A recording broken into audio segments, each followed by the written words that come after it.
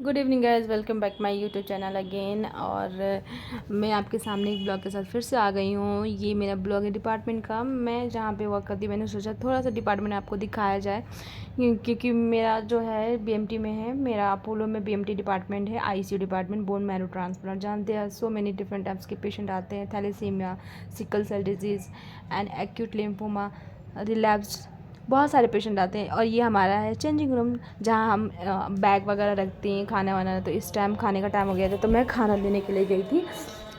उसके बाद से आप देख सकते हैं कि 3 बजे के बाद से ना थोड़ा, अगर पेशेंट ज़्यादा नहीं है और आपके पास और पेशेंट स्टेबल है तो आपको ज़्यादा लोड नहीं होता है। तो ये थोड़ा डिपार्टमेंट है, देखिए कितना सुनसान है, पेशेंट सब सो रहे हैं। और ये टाइम जो है वो सैंपल लेने का टाइम है। सैंपल लेने के 3 बजे हमारे यहाँ सैंपल लेते हैं।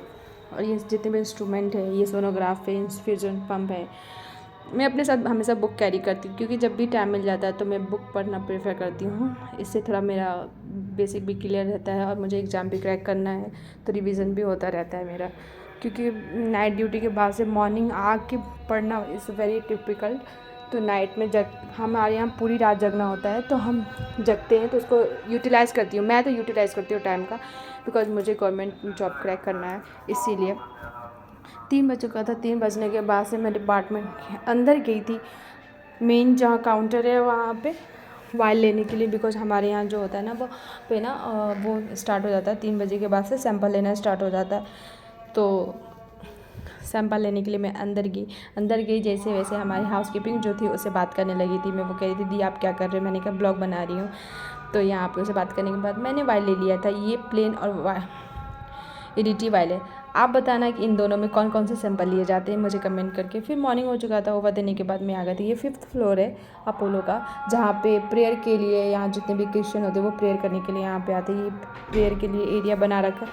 मॉर्निंग ओवर देने के बाद मैं आ गई थी।